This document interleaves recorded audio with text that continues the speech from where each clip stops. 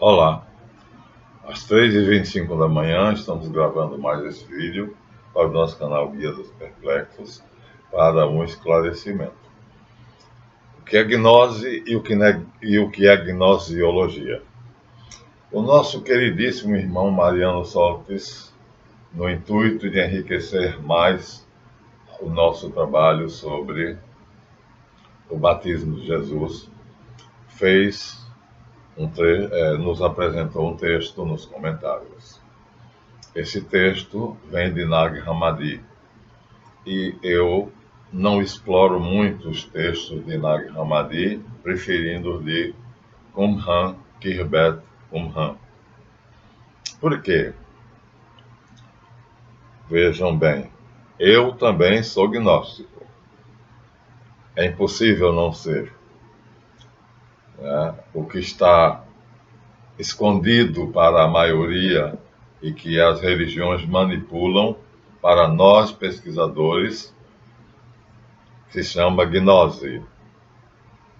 Mas há uma diferença de gnose e gnosiologia. Então, respeitando aquilo que foi postado, ou tudo aquilo que eu conheço sobre a gnose, e olha, a última figura que eu vi no site Gidé, do nosso irmão Ney Farias, me deixou extasiado.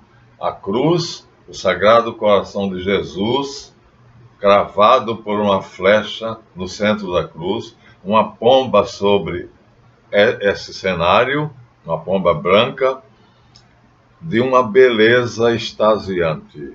Eu fui aos páramos celestiais mais altos.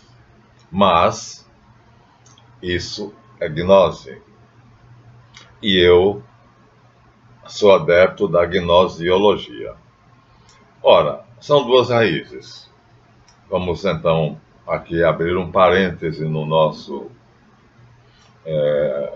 assunto principal da nossa série, para poder fazer a explicação da minha metodologia. Assim, os meus irmãos gnósticos saberão que eu também sou gnóstico, mas eu tenho uma linha de ação. Então, a palavra gnosis, significa conhecimento. Explicado por Gerard Ancosse, Papus, ciência occultans ou ciência occultandis ou ciência oculta, como é mais conhecida, significa aquilo que está escondido aos olhos daqueles que chamamos profanos, mas não gosto muito dessa divisão. Parece que nós somos superiores e isso me dá um mal-estar. Eles apenas, coitados, não têm acesso, tempo e a possibilidade de investigar como nós investigamos. Então, meu queridíssimo irmão Mariano, se eu levar em conta o texto que você colocou, traduzido de Nag Hammadi, é do Evangelho de Mateus em hebraico, então o binômio Tzedaka-Tzadek estará desfeito. E toda a minha tese está baseada na perfeita similaridade desses dois termos. Então vejam, não posso levar em conta o seu texto, que você apresenta como sendo uma tradução do Evangelho de Mateus em hebraico, de Nag Hammadi. O que é que nós temos do Evangelho hebraico de Mateus? Bom, foi logo traduzido para o grego, segundo conhecimento geral, já que todo o Novo Testamento é em grego. Então, não temos realmente, a não ser um pequeno fragmento com tão poucas palavras que os eruditos não se deram ao trabalho de traduzir. Papias, bispo de Hierápolis, em carta, diz que viu o Evangelho de Mateus em hebraico. Eusébio de Cesareia esclarece que ele se atrapalhou, porque, devido a não conhecer o hebraico, ele confundiu. O Evangelho de Mateus original, na verdade, é em aramaico. Mas como ele não sabe a diferença pequenina entre as duas línguas, é como o português brasileiro e o português lusitano, ele chama de hebraico. Então já não é em hebraico, é em aramaico, porque o hebraico só era escrito pelos sacerdotes. Era a língua sacerdotal, a língua sagrada, o hebraico quadrado. Então o hebraico do Evangelho de Mateus não é no hebraico quadrado, é no hebraico, é no aramaico. Ou seja, a língua comum que Jesus falou, que todo mundo falava na Palestina, vindo da Arameia, portanto, da terra de Jethro. Então, não há um evangelho hebraico de Mateus, há um evangelho aramaico. Primeira coisa escrita, esclarecida por Eusébio de Cesareia para Papias de Herápolis, quando ele diz que viu o evangelho de Mateus em hebraico. Então, aí está a diferença entre gnose e gnosiologia. Então, a gnose é apenas aquilo que está oculto aos olhos daqueles que não têm a capacidade de ver ou que não têm tempo e material suficiente para pesquisar. A gnosiologia, então, tem duas raízes. Gnose, que é o conhecimento oculto, e logos, que significa a palavra da verdade. Então, para chegar aqui, meu querido irmão Mariano Solis, eu tive que seguir o meu método, que é gnosiológico. Então, se eu seguir a tua tradução, não aparecem nela esses dois termos que são fundamentais para toda a minha hipótese. E, então, segundo o método aristotélico tomista, portanto, gnosiológico, eu não expliquei o que era gnosiologia, o método, as regras e estipular o que, o como, o porquê e o para quê de determinado texto. Então, é essa a função. Portanto, a série O Batismo de Jesus tem essa finalidade, explicar o que, o batismo, o como, o que aconteceu de João Batista ter se recusado, o porquê que João Batista se recusou e o para que Jesus foi batizado, para se manifestar publicamente como Messias, no episódio descrito no Evangelho como sendo a manifestação da Trindade. O Pai do céu disse: é meu filho muito amado, o Espírito apareceu em forma corpórea de pomba e ele estava ali presente. Então, o Pai, o Filho e o Espírito Santo. Então, essa é a sequência. Então, eu vou repetir. O que, o como, o porquê e o para quê. Isso estabelece a gnosiologia, que a gnose não segue. Além disto, a gnologia também estabelece o seguinte: há uma trilogia a ser seguida, e essa trilogia é verdadeiro, bom e belo.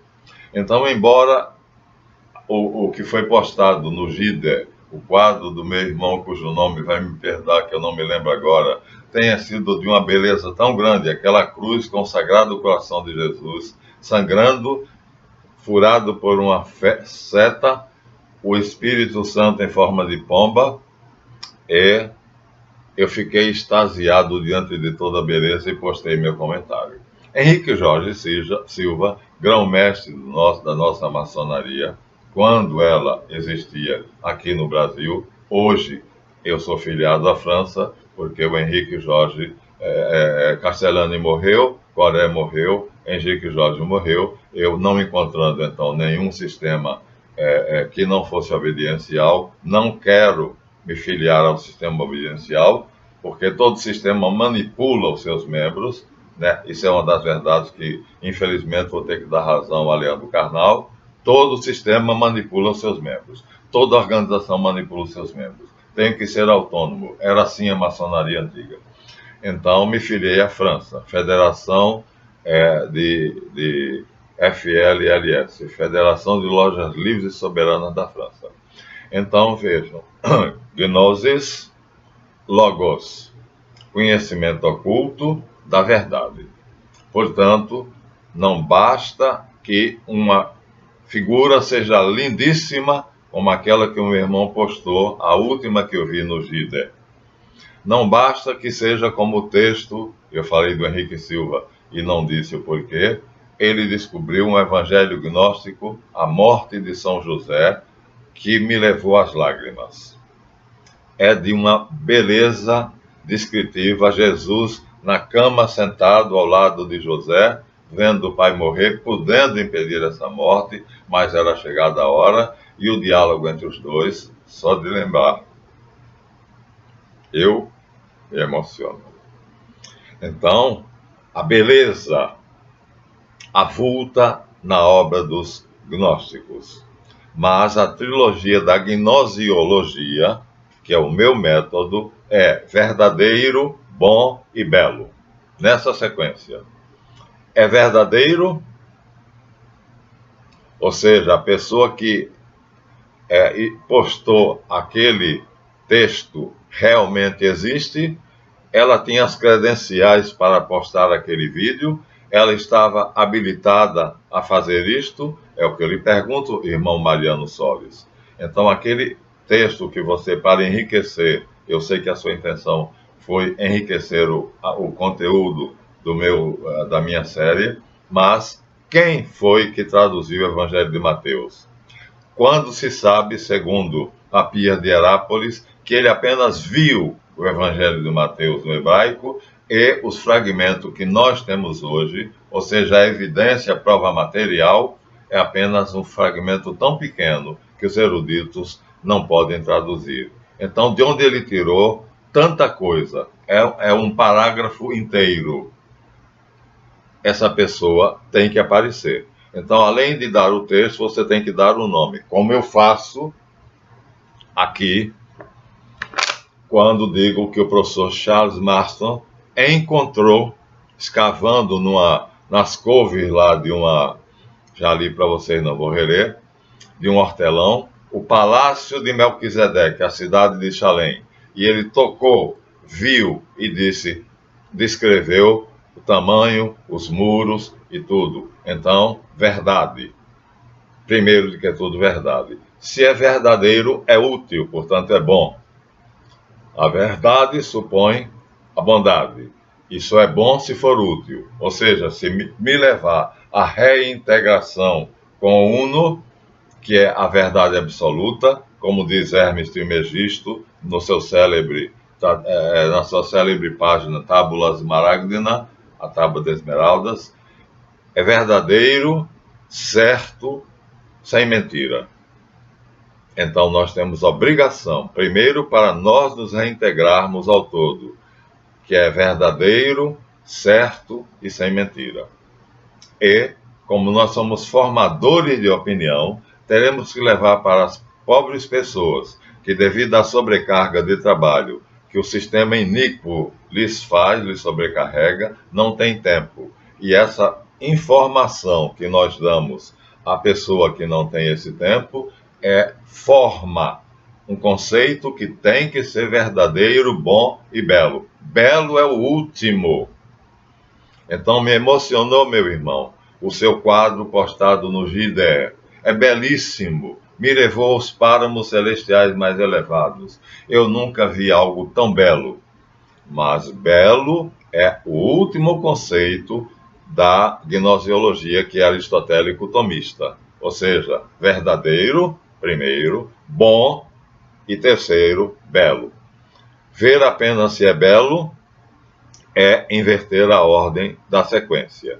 E aí não poderia ser verdade. Então, aqui eu tenho, para começar, a minha hipótese, que eu estou montando, estou no primeiro capítulo. Esse vídeo tem uma finalidade de explicar a minha metodologia. A palavra tzedaka, judaica, é plenamente conhecida, então é indiscutível.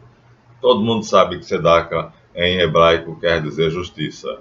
E a palavra tzadek, nós temos aqui, nesse livro, que o professor Dr. Langdon descobriu nas ruínas da Babilônia um único templo monoteísta, cujo sumo sacerdote chamava Sidik, de uma família nobre, porque consta na lista dos reis e dos sacerdotes sumerianos, e essa lista só consta a alta nobreza, E lá está Siddiq, que segundo o professor Dr. Langdon diz, não há dúvida para nenhum erudito que esse Siddiq é o Tzadek, que no ano 2300 a.C., antecipando-se a Abraão, sai da Babilônia e vai para o Monte Sião. Abraão sairá no ano 2000 ou 1900. Ele se antecipa, portanto. Está aqui, Dr. Langdon, o nome da pessoa, o que ele fez, então, baseado em Sanchuniathon, historiador fenício, diz o texto, o Dr. Langdon, pesquisando nas ruínas da Babilônia, estou dizendo de memória, encontrou uma lista deixada por Sanchuniathon, historiador fenício, que diz que o grão-mestre, o sacerdote daquele, a suprema autoridade daquele santuário, o único santuário monoteísta da Babilônia, era Siddiq. E esse Siddiq é indiscutivelmente, segundo a opinião de todos os eruditos, Sadek. Sadek, que depois se transferiu da Babilônia e foi para a Palestina, estabelecendo-se no Monte Sião, antecipando-se assim a Davi, a quem depois ele ofereceu um pedaço do Monte Sião para construir o palácio dele e o Templo de Jerusalém, que Davi construiu imediatamente o palácio, mas o templo foi construído por Salomão. Dados, diz, há duas coisas que já falei de várias coisas sobre a gnosiologia, que é uma gnose mais exigente, né? Tem que ser verdadeiro, bom e belo, nessa sequência. Verdadeiro, portanto, eu tenho que saber se a pessoa que fez tinha credenciais, estava credenciada, então tem que ter nome, tem que ter o que, o como, porquê e o para quê ele fez aquilo, e não me parece que o texto que você postou tenha essas características. E assim, ao contrário, essas duas palavras obedecem a isto. Portanto, é nelas que eu estou baseado para fazer a minha hipótese do que é o batismo de Jesus. Agradecido, então, pela contribuição do meu queridíssimo irmão Mariano Soltes, sabendo que a intenção dele foi ajudar e enriquecer a minha tese sobre o batismo de Jesus, ele fez um longo parágrafo, mas tirado de Nag Hammadi, de quem? De alguém que tivesse credencial para fazer aquilo. Se nós não temos o Evangelho de Mateus em hebraico, se o Evangelho de Mateus em hebraico foi visto por Papias de Herápolis, apenas visto, ele nem se deu o trabalho de ler, não pôde ler porque ele não lia hebraico, nem era hebraico, diz Eusébio de Cesareia, era aramaico. Ele, pelo fraco conhecimento da cultura hebraica, não sabia distinguir o hebraico do aramaico, que eram semelhantes como o português, lusitano e brasileiro, né? Então, documentos, Eusébio de Cesareia, indiscutivelmente o escritor da história eclesiástica, Papias, bispo de Herápolis, indiscutivelmente a carta dele é reconhecida como verdadeira. Até o Jonathan Matias cita esse fato. E que o professor Langdon descobriu nas ruínas da antiga Babilônia um templo monoteísta dirigido por Siddiq, sacerdote de Elion, que vai ser o Sadek do Monte Sião, que vai fundar a ordem de Malek Tzadek, Melquisedeque. Então, é assim. A gnosiologia é exigente, não fica apenas no belo. Embora a morte de São José, descrita numa página gnóstica, seja de uma beleza que me levou às lágrimas, embora o último post colocado no Gider me levou ao êxtase pela beleza, não lembro agora o teu nome, meu irmão, mas que coisa linda, que senso estético. Eu sou professor de História da Arte, portanto eu sou perito em arte, e que coisa maravilhosa, belo. Mas a primeira coisa que eu tenho que ver não é se é belo. Verdadeiro, belo e bom. Essa trilogia. Primeiro tem que ser verdade, para que eu me reintegre no uno, que é a verdade absoluta. e também para que eu transmita como formador de opinião àqueles que veem meus vídeos a verdade, seguindo assim a primeira frase da Tábula Smaragda: é verdadeiro, certo, veríssimo. Ou seja, é certo, é verdadeiro, sine mandatio, ele diz sem engano. Então, a gnosiologia tem algo a mais do que a simples gnose. Então, eu faço a gnose. Eu sou gnóstico como vocês, mas eu não sigo apenas a gnose. Acrescento a gnose a palavra logos, logia, que quer dizer palavra verdadeira. Olha só, gnose, conhecimento oculto. Ciência oculta, ciência ocultandis, ciência ocultans. No dizer de Papos, qualquer dos três termos serve, mas prevaleceu ciência oculta. E, então, a exigência da gnosiologia é muito grande. Ela é aristotélico-tomista. Ela segue parâmetros, ela segue métodos, ela segue regras, ela segue determinações e exigências que a gnose que vocês fazem não segue. Então, com o devido respeito e a gratidão por me oferecerem páginas belíssimas no Gider e em outros, não posso sair do meu método, que é a gnosiologia. Aqui está dito, então, o que faz com que eu tenha chegado a esses dois termos, que será o início, já expliquei no vídeo anterior, da minha tese sobre o que é verdadeiramente o batismo de Jesus. É a unção dele como sacerdote da ordem de Malek Tzadek. E se isto não for verdade, toda a minha tese rui por terra. E aí, meu irmão Mariano Soltes, no trecho que você dá, tirado do Evangelho de Mateus em hebraico de Nag Hammadi, primeiro, não era em hebraico, era em aramaico. Segundo, não tem esse binômio. Sem isso é impossível a minha tese se sustentar. Enquanto que, baseado em C. Charles Marston, que cita o Dr. Langdon, que cita que ele próprio desencavou a cidade de Chalém, toquei, vi, medi os muros dela e era uma cidade de 4.500 habitantes. Então, verdadeiro, bom, ou seja, útil para que nós tenhamos conhecimento e seja praticável, e por último, belo. A inversão geralmente dos gnósticos é belo. E aí supõe que, sendo belo, é verdadeiro e bom. Não. Não podemos inverter a ordem dos fatores. Aqui não é como a regra matemática. A ordem dos fatores altera o produto. Então eu tenho que ter verdade, bondade e beleza. Então, a partir da verdade, trata-se da verdade, não conhece a mentira, apenas a verdade. Tábula Smaragda, Hermes Trismegisto, meu mestre pessoal. Tenho a honra de ter recebido como mestre pessoal Trismegisto. Eu o conheço. Então, se eu levar em conta, já disse, ou eu levo em conta isto, ou eu levo em conta o parágrafo que o meu queridíssimo irmão Mariano, pensando em me ajudar, fez uma elucidação baseada em Nag Hammadi. Não gosto dos termos de Nag Hammadi.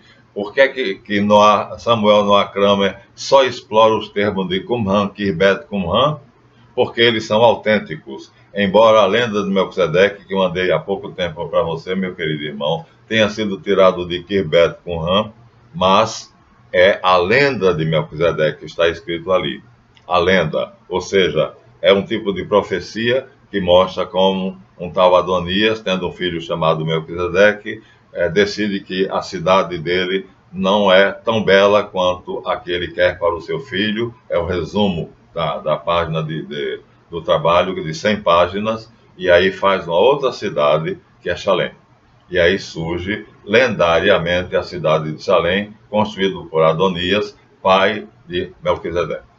Isso é uma lenda. E o caderno de 100 páginas diz a lenda de Melquisedeque. Aqui nós não temos lema, aqui nós temos fatos. Então, res non verba, fatos, coisas, não palavras. Scripta, verba volent, scripta manent, diziam os latinos. As palavras voam, se dissolvem no ar. A escrita permanece. Mas o método aristotélico tomista vai mais longe. Não basta nem verba, palavras, nem basta scripta. Ambas manent, ambas podem mentir. É necessário a trilogia verdadeiro, belo e bom. É necessário que o escritor do texto seja credenciado para fazê-lo. Então, Dr. Langdon tem credenciais para afirmar que encontrou um templo monoteísta na Babilônia? Sim.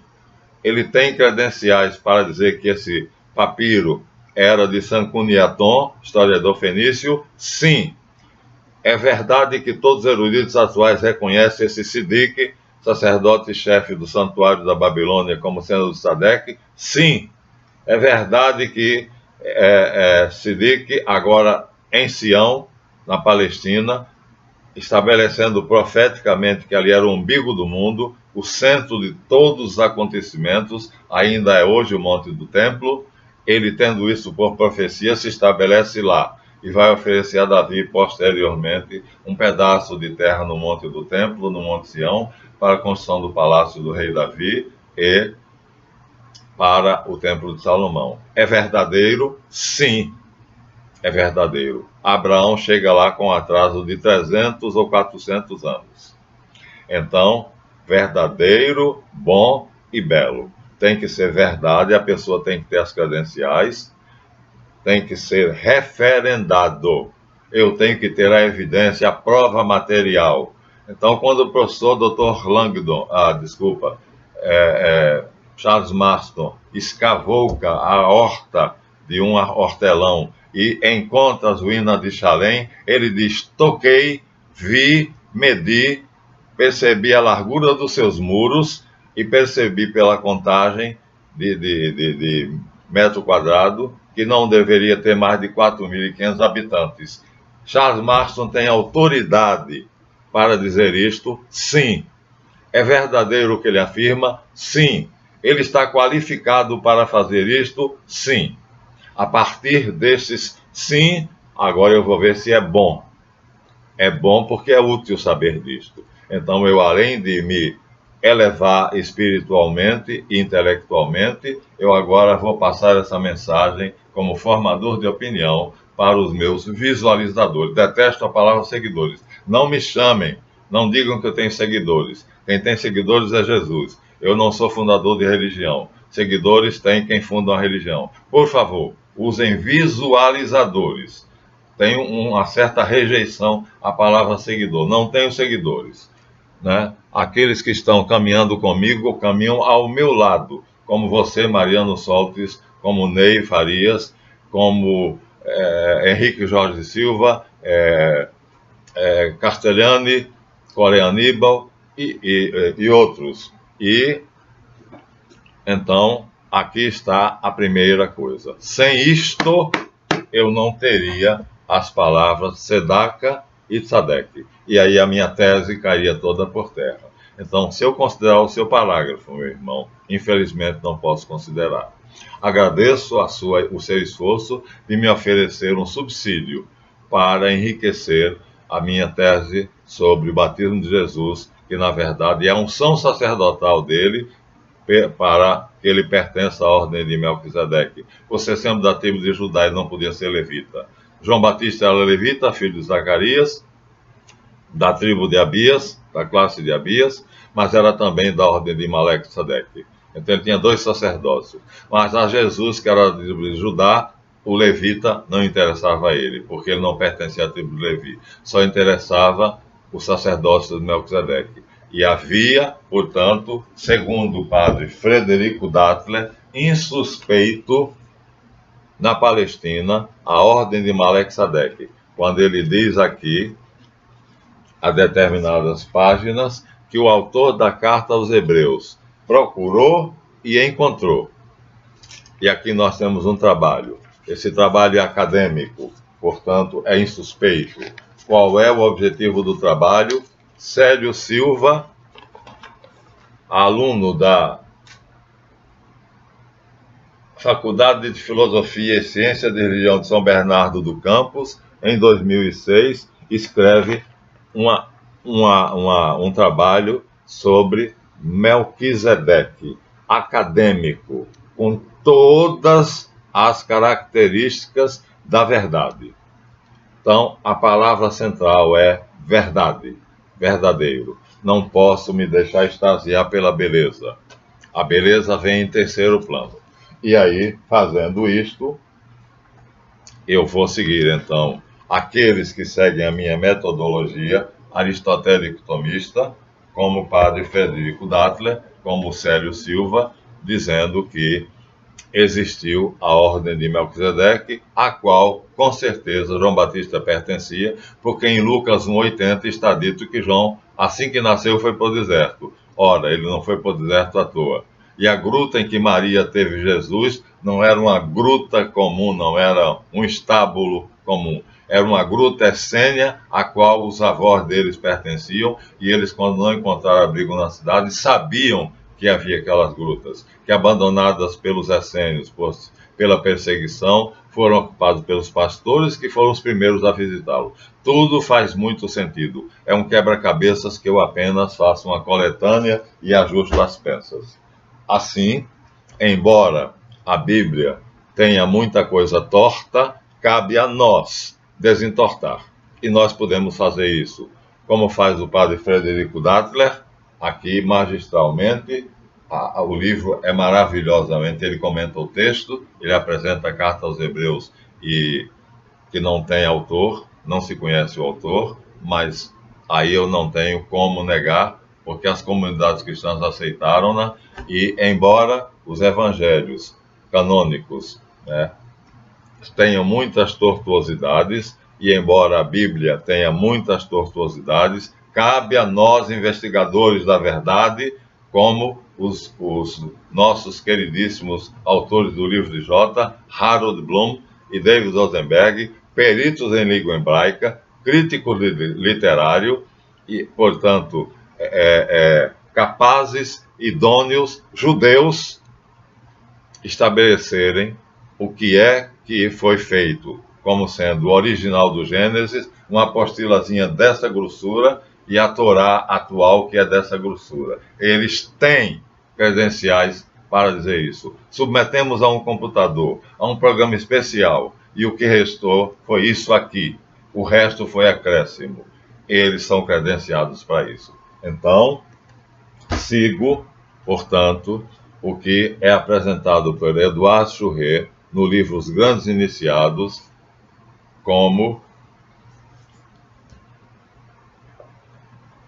a linha da tradição monoteísta dos patriarcas do deserto, que trazem desde a Suméria até os nossos dias, até os dias dele, por ele, e até hoje por mim e por outros. Então, é esta a minha linha gnóstica, seguindo a tradição monoteísta dos patriarcas do deserto, ao qual Abraão pertenceu esporadicamente, porque vindo da cidade de Ur dos Caldeus, adorava o Deus Sim, e como Ur tinha como protetor Ninurta, que era Deus da sabedoria e rivalizava com Enki, ele tinha um conhecimento incalculável. Não era um mero pastor de ovelhas, como é apresentado na Bíblia, tornou-se isso pela necessidade de viajar pela Palestina, mas ele tinha conhecimentos que a Bíblia expõe,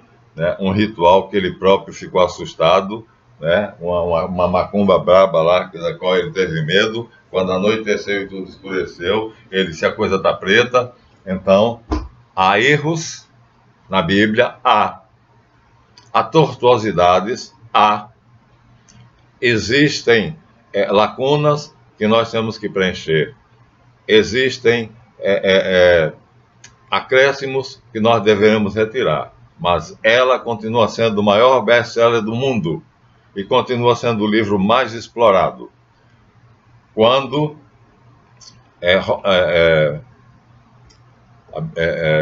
hipótese, Vittorio Messori foi à Biblioteca de Paris para escrever uma hipótese sobre Jesus para receber um prêmio da BBC de Londres, que faz a safadeza de estipular um prêmio anual para quem apresentar qualquer ideia sobre Jesus, e ele, precisando do dinheiro, candidatou-se.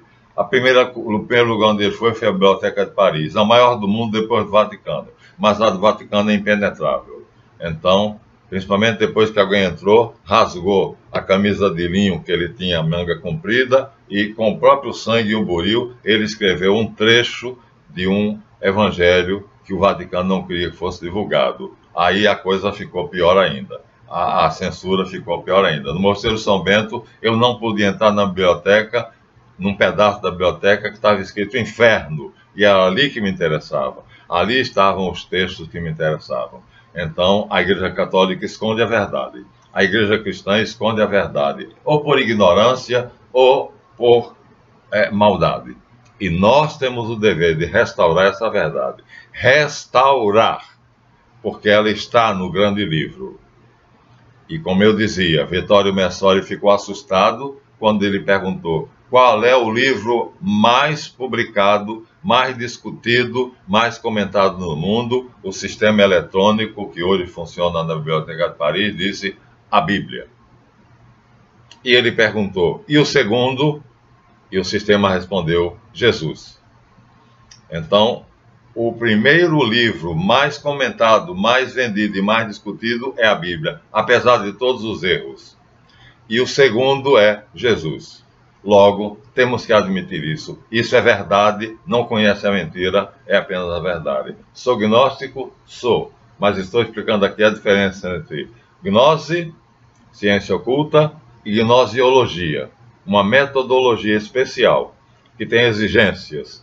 E essas exigências é para que ela seja verdadeira, útil e, portanto, bela. Bela é a última.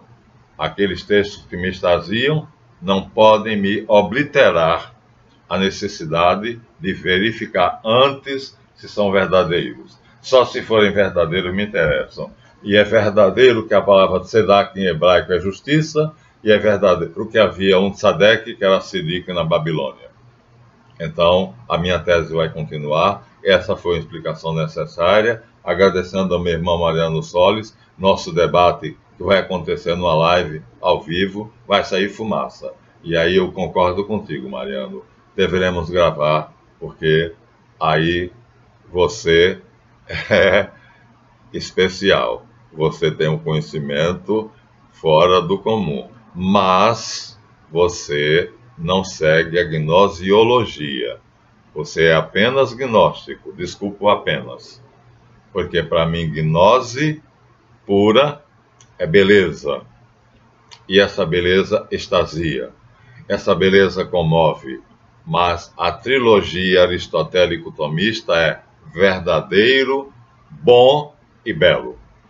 É isso que eu sigo. E aí encontrei a analogia entre essas duas palavras, que é a chave para o batismo de Jesus. E aí vou continuar agradecendo a você pela sua contribuição no seu comentário, mas explicando aqui a minha linha, que é a mesma linha do padre Frederico Dattler. Aqui ele mostra toda a verdade, ele tem credenciais para isso, e ele cita as pessoas que têm credenciais para isso. Portanto, temos que saber o seguinte: encontramos algo, perguntamos, a pessoa que fez esse algo tinha credenciais para colocar isto? Primeiro temos que saber quem. De quem é aquele texto que você postou? Quem é o autor? Ele está credenciado para fazer aquela tradução? Existe o Evangelho de Mateus em hebraico em Nag Hammadi? Ou é uma cópia espúria? É a primeira pergunta que eu faria. Logo, aquele texto, para mim, fica, vamos dizer assim, respeito, porque você é nobre de coração e respeitável, mas é apenas gnose. E eu sigo a gnosiologia. Logos, a palavra da verdade. Além da gnose, a logia, o logos. Aí isso me distingue. Espero que vocês tolerem a minha linha e eu admiro a de vocês e me extasio. Mas não é a beleza o primeiro valor de um texto gnóstico. O primeiro valor de um texto, seja lá qual for, é a verdade. E é a verdade que nos libertará. É a verdade que nos levará à reintegração com o todo. Assim, eu estou dando a minha linha de ação como gnóstico, mas um gnóstico seguidor não apenas da gnose, ciência oculta, mas da gnosiologia, que é rigorosa, metódica, estabelece regras e exigências. E essas exigências me fizeram chegar a isto aqui e me farão ir ainda mais longe. O anterior foi o primeiro vídeo e vocês vão ver mais coisas ainda na sequência. Mariano, meu querido irmão, sem essa similitude, sem essa semelhança entre essas duas palavras, toda a minha hipótese rui, cai por terra. Então, se na tradução que você apresentou não existe o diálogo entre João Batista e Jesus, onde essas duas palavras são pronunciadas, toda a minha hipótese cai por terra. Então, só poderia aceitar se fosse verdade. Aí eu abriria a mão da minha hipótese e teria que reconstruí-la. Mas é verdadeiro, é certo, sine mendatio, sem mentira, que tzedaka em hebraico é justiça e tzadek quer dizer justo e justiça. Portanto, vamos continuar. Aqui foi a explicação necessária para que os meus irmãos da gnose compreendam que a minha linha gnóstica é a linha da sociedade dos patriarcas monoteístas do deserto, que pegaram a sagrada tradição da Suméria e vão trazendo até os dias atuais, e eu me sinto na obrigação de segui-los. É uma linha segura feito o fio de Ariadne. É um corrimão. Se eu sair dele, eu me perco. Então, se a beleza me extasiar, eu posso sair. E eu não me deixo, eu me extasio diante da beleza. Mas acima da beleza está a verdade. Aqui está explicada a diferença entre a minha linha da gnose, embora eu seja um gnóstico como vocês, ou um cristão heterodoxo, né, e o simplesmente gnóstico. Sou um gnóstico, mas sou um gnóstico que segue a gnosiologia. Acabei de explicar a diferença. Respeitados os devidos, as devidas diferenças, admiro a obra de vocês, me extasio e acho que nós temos mais coisas que nos aproximam do que nos afastam. E você, Mariano, é meu ídolo.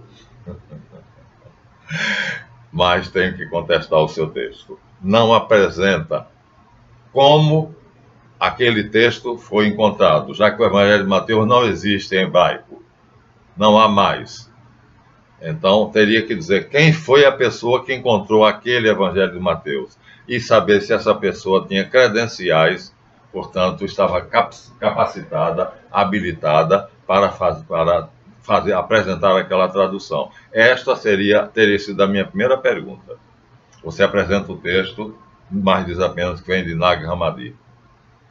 Então, obrigado por tentar, assim, nos ajudar acrescentando algumas noções, mas agora aproveitei para dar a vocês a minha linha gnóstica, que, assim como eu admiro a de vocês, eu espero que eu mereça, como tenho merecido até agora, a bondosa compreensão de eu ser um gnóstico diferente, de eu ser mais exigente. Assim, me despeço de todos nesse vídeo, com meu maior respeito, né? Veneração àqueles investigadores da verdade que se extasiam diante da beleza, mas a trilogia é verdadeiro, belo e bom. Res, não verba. O que eu quero é evidência, é tocar na cidade de Chalém, é pegar o pergaminho que o Langdon pegou de Sancuniaton. A evidência e a prova inconteste da verdade, inegável. Portanto, eu não vou atrás de outra coisa que não seja a evidência. A evidência é a verdade inegável. Então, só me contentarei com um texto gnóstico se ele apresentar a evidência, a prova material da sua veracidade.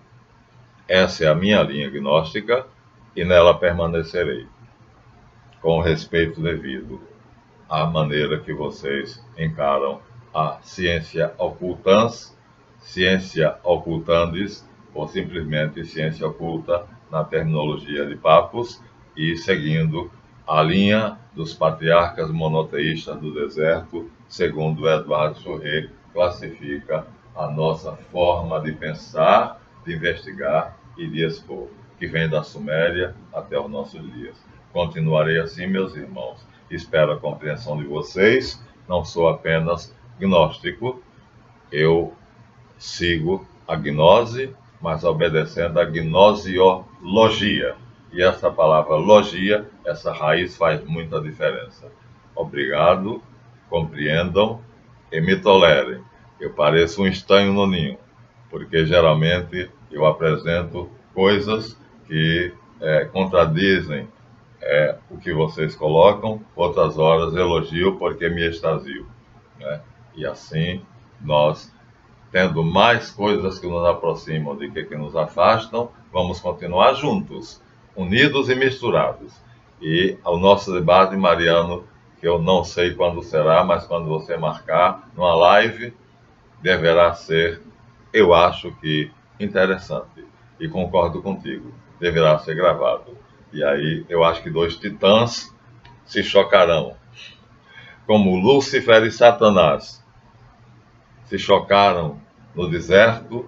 Aqui é uma metáfora simplesmente. Então, a luta de anjos, assim também como Micael e o anjo da Pérsia se chocaram. Então, dois anjos se chocarão, Mariano Saltes e Marlanfe Tavares de Oliveira. Isso merece ser gravado, eu acredito. Até a próxima, agradeço pela compreensão e expliquei agora o meu método, a minha linha gnóstica. Obrigado, continuo esperando merecer de vocês a compreensão, o respeito e o tratamento fraterno. Eu sou um de vocês.